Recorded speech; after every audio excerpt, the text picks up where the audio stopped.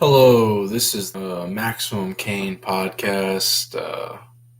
I know it's been a while, and I put it on my Instagram that we were going to do this, and we voted, and you said that yes, hunting, let's do it. What better way to start the podcast than about hunting? Um, I do want to apologize in advance for the sound quality and the video quality because, well, this is the very beginning. And here we go.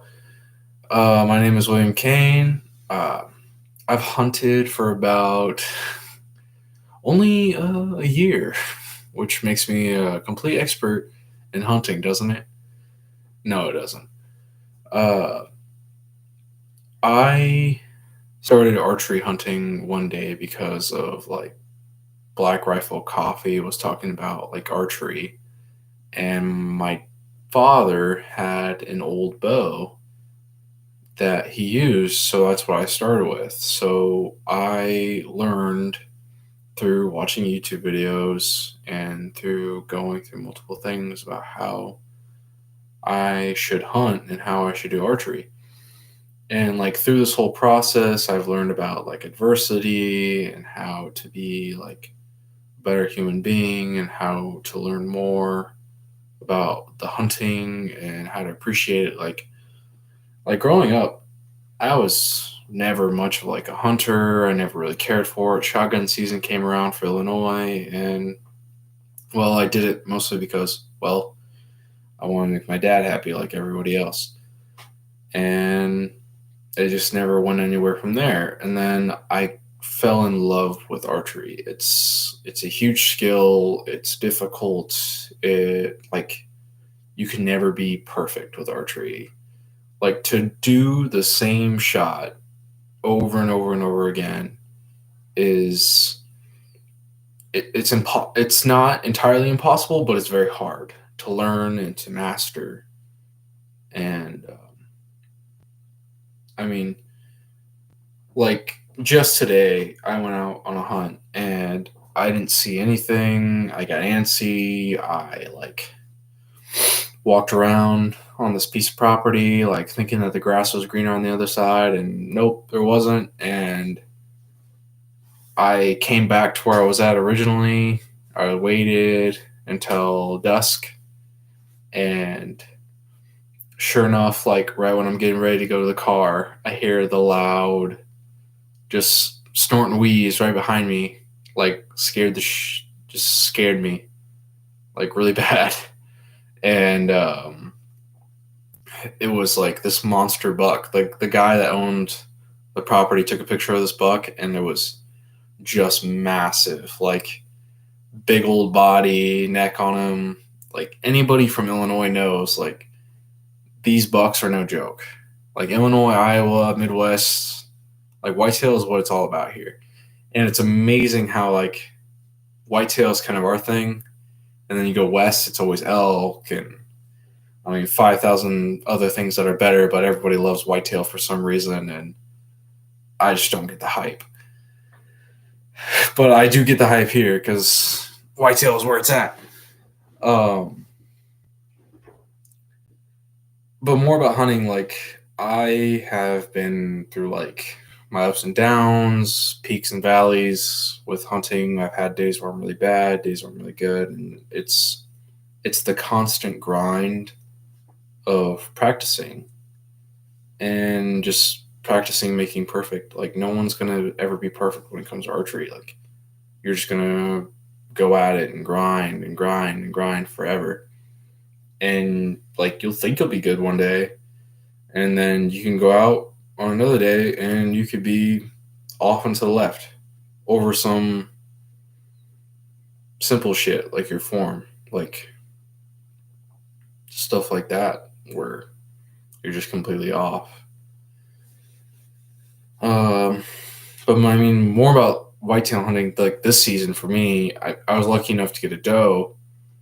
My wife Maddie and I hunted, and it was like a totally out of the blue kind of thing. She was just like, "Do you want me to go hunting with you?" And I was like, "Yeah, sure, go ahead." And I like just gave her some of my set free clothing that I washed, and I was just like, "All right, throw this on." sprayed her down real quick, sprayed us both down real quick with like the scent away stuff. Worked really well.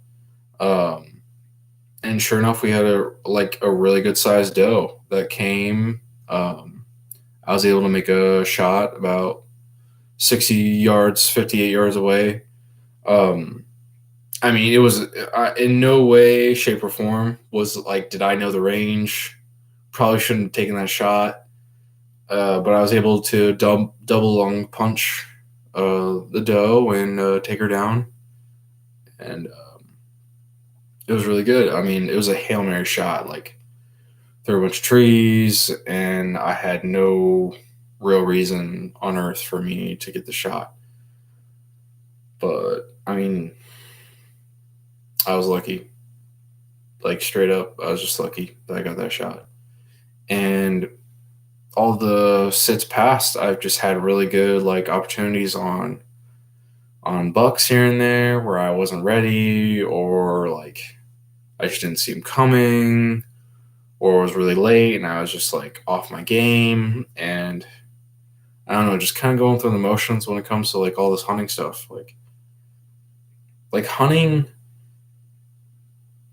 there are like really good and really bad moments where you have these moments where it's bliss. Like you're alone in the woods and you get to just enjoy like Mother Nature and everything it has to offer. And then you have these moments where it's like, I'm bored. I don't want to be here. I'd rather just be home. Like, why am I here? This is a waste of time. Like, I'm not even seeing anything. But like those moments, like, are where things happen out of nowhere. Like especially with whitetail hunting, you just never know what happens. And right now with the rut and everything, you just never know when a buck might hop around the corner. And today I got that real like feel of defeat. Like I was so close yet so far from getting a nice buck. Like bucks that people dream of, I had within reach, but I wasn't paying attention. And it's moments like that that really humble you and make you a better human being. Like all this sacrifice and all this hard work and all these evenings and all these morning sits. And I mean, like, I shoot my bow like at least 5 times a week. And during the hunting season, I mean, I let off a little bit because of just like, I let off in general. Like, I don't work out as much. It's a lot of sits, it's a lot of hunting, it's a lot of life, it's a lot of just excuses. Like I probably could be able to make all this stuff work, but I'm just making excuses. And excuse me, I don't know. It's just it's a lot of hard work. It makes getting a deer that much more rewarding, and it gives you that self worth that we're all longing for, like that passion and that pride that we're all striving for and we're all trying to achieve to make ourselves like better human beings. And I mean, sometimes I become obsessive with this goal, and I have to remind myself at the end of the day that it's just an animal. Like no one cares. Like like even if you do achieve this goal, no one really cares. And like sometimes it affects me and my relationship with my wife, and I have to take a real step back and I have to realize what my true priorities are and how I feel about what I'm doing and why I'm doing what I am doing. I mean, it's good to be obsessed and passionate about a goal, but when it comes in the way of like real things in your life, like the reward of me killing a deer is very, it's not long term. It's a very short term goal. Like it's a very, I shouldn't say goal. I should say short term reward. Like marriage is long term reward. Like being married is long term. Like short term, good job. You got that ear. Like a lot of hard work. Long term, you're married. Like you have a wife. You're gonna have a family. That deer really doesn't mean anything. No one really cares. Like, you can be old and you can talk about that deer story. Well, if you're divorced and unhappy and you have two kids that don't really give a shit about you, well, that's on you. And just stuff like that. But hunting has been a real humbling experience for me. It's definitely taught me a lot about hard work, planning. Um, like, I've learned a lot the hard way. Like, I've learned how to walk around, how to get in and out of a spot, like quietly, types of footwear to wear, how to dress appropriately, how important good gear is, how important scent control is, how important just everything is. Like, your education and your passion and how much you want it determines whether or not you get success. And it's a real driver for not only life, but for like not only hunting, but for life. Like, I can't just go in half cocked all the time when it comes to hunting. Like, I have to be driven. I have to have a plan. I have to execute that plan. I have to do well. And I mean, I've had a lot of times where like everything's fallen into place, but it was on me that I wasn't ready, or I wasn't prepared, or I wasn't paying attention. And at the end of the day, I have to look at myself and tell me that it's my fault. And those are the moments that I will learn from, and I'll try to be better at.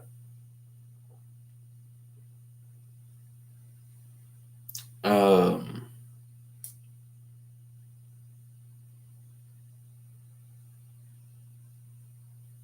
I mean, there's all kinds of hunting stories that I have right now. Like, I don't know. There's just all kinds of hunting stories. If you do want to listen to those hunting stories, well, I'll add them in another episode. Other than that, we're just going to keep it short and simple for today. I'm kind of stumped. I can't really think of what else to talk about for hunting wise. Um, I've just, it's really just been an evolution after trials and learning, and it's definitely made me into like the man I am today. And it's definitely gave me a huge self-confidence boost. And I don't like that I do this, but like a lot of my self-worth I put into like hunting sometimes, and it's a driving factor, but it's also a very unhealthy driving factor. So sometimes like last year I suffered like immensely. Like, I was borderline obsessed with hunting, and that was my very first year. I had my dad's old bow. I had these big old aluminum arrow shafts and like super long. Everybody calls them like totem poles because like the arrows are like super long, and like I was I was just going crazy. Like, I was having dreams about like hunting. I was having nightmares about hunting. It was all I could think about night and day. I like didn't really hang out with my fiance, now wife at the time, like, and it just consumed me. And I put all of my self worth into this hunting, and it the day that I did finally get like it was just it was a 1 point buck. It wasn't even worth anything, but I was lucky enough to get it. It made it worth a lot of the pain and the heartache, and it did. Like, it was very like a very good self-confidence booster. Like, it helped me mentally, but it really wasn't worth it in the long run. Like, I had like so many close calls with bigger bucks and all kinds of other things. I've had misses, and like this hunt where I did get that buck, I had like a good 6 pointer that I had missed at like 40 yards. And then this like one pointer just came trotting along, walked right in front of me, and I just was like, if God wills it, and I just took him down, and that was the end of the story. Like it was kind of at that point where I just wanted anything to kind of feel some sense of accomplishment, and if that came to a little 1 point buck at, I don't even know, 10 yards, then that's the way it was going to be. But like now, from that moment, from going to that and then going to a doe at like 60 yards, like how huge of an improvement is that? Like, I don't know, it's just mind boggling to think about like where I was excuse me, a year ago to now. I mean, there's definitely improvement there, at least. I mean, I'm seeing bucks, beautiful big bucks left and right. Like I'm doing something right. I'm failing to execute. But we're gonna get there, and hopefully I'll be able to get a good buck this season, whether it's in shotgun or archery. I prefer it be archery. Um, Shotgun is just like, now that I've like tried so hard at archery, shotgun season's like this toy. Like I'm just like, I could like touch anything with this. Like this is crazy. Like I was joking to my cousin the other day. I was like put a bow in my hand, I could probably hit a tennis ball at 30 yards. Put a shotgun in my hand, and I could hit like anything. Like it's crazy. Like you give somebody that's like worked so hard to like close the distance with like an animal at 30 yards, and then you're just like, all right, here's the shotgun. Do whatever you want. Where you could just drive animals and shoot them from a ways out without worrying about, oh, I'm gonna miss or not. Just crazy. I think that's part of why I love archery hunting. I love the challenge. I love the thought process. I love just how dedicated and how much more you have to try. Like shotgun hunting, hell, you could probably grab a 30 rack and chill out somewhere in an open field and wait for them to walk through and just hang out all day for a deer to come through, and you'll probably get maybe a decent sized doe or a buck, and that's all she wrote, and all you had to do was just sit there and do nothing. But archery, you gotta grind, and you gotta find out hunting patterns, and you gotta be right there on top of them, and you gotta wait for that right moment for that right animal. And I mean, most of the time, most of the sits, you're not gonna get what you want, and it's not gonna work out the way you want. And it's hard, but it just makes the end result that much more worth it. Um, I say a lot. I say like a lot. I'm working on it.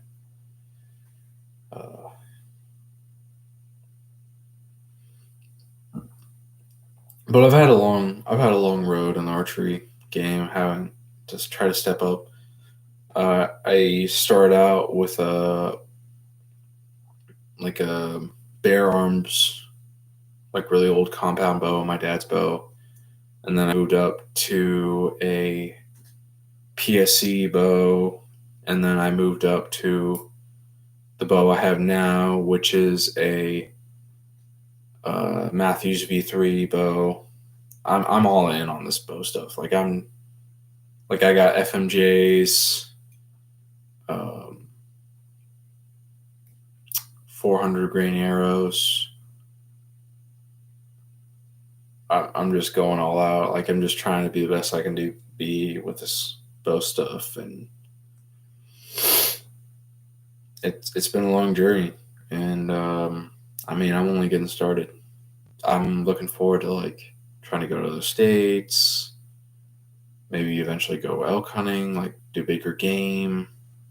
Like this whitetail is a lot of fun, and it's a challenge. Like I want to be able to master whitetails before I'm able to move on. Like, I don't think I should move on before I've mastered, or at least like know my stuff. I don't, and I think that should be the same for anybody. Like, I don't think you should just jump ahead. Like, I think you should really work your way up to like that next big thing. Like, and if you are West, like, hell, whitetail should be no problem for you. Like, if you've mastered like elk or any big game animal, whitetail really shouldn't be any problem for you. They're a lot smarter and they're a lot more agile, and our like nature is more dense and flat, so it's harder to sneak up on. But I mean, it's amazing. I love it. The meat tastes great. Preparing it tastes great. Doing it all yourself is great. Gutting, butchering, processing yourself, most rewarding process ever. This last doe I got was my first time ever killing, processing it, freezing it, and like cooking it all myself. Like, it's such a rewarding factor to like eat something that you hunted, harvested, and cooked yourself. Like, all that work, all that hard work, all that dedication, all that time, all the learning that you did was put to good use, and you got to reap the rewards of all that hard work. And I think I'm just gonna end with that. Um, I, well, not exactly. I know a lot of people don't like hunting, and a lot of people don't. Let's be honest. It's not the most ethical use of your time and effort when it comes to like, oh, I have a grocery store. Oh, I have, I don't know, whatever kind of food processing that you have. And I don't have anything against it. If you want that, then go ahead. The way deer hunting is a good form of conservation. It's a good way of controlling the population of deer, and it's a good way of feeding families. It's just a good way of just helping economically. It's a good sport. It's a good hobby. I mean, it's healthy. It's fun to do. I don't really see the downside. Like, I this whole animal cruelty thing, like, you're looking at something that'll either die of like old age or getting killed by something or some disease, or it can be killed ethically through like an arrow or a slug. It's a it's a fast, quick death. I don't know if it's painless or painful or not. Depends on your shot. But it's a quick death that's ethical and it's safe, and I'm just I don't understand what people have a problem with it. Most people don't even care. It doesn't even affect most people, unless it does affect you because conservation and you hit a bunch of deer. And well, if only the population was controlled better, then you wouldn't be hitting as many deer, and all those deer could be put in someone's freezer and feed a family or help save money and just all kinds of stuff. Um, yeah, I'll end it right there. Yeah, that'll be the end of this episode of the Maximum Kane podcast. I'm gonna try to put this on iTunes, audio only version. I just gotta figure it out. But thank you so much for listening. I know this one was kind of long. I'm gonna try to keep them at least a half hour shorter. To ask anybody to listen to this is just crazy. You really don't have to put on the background. I'm not that amusing when it comes to listening to, but I try my best. And we'll talk about a lot more interesting topics that more people are into. It's just this one's a really good way to open because this is something that I care about a lot and that I know a lot of other people care about a lot, especially where I'm from and in this area. Thank you all, guys, so much, and have a good night. This is Maximum Kane Podcast. Have a great night. Bye.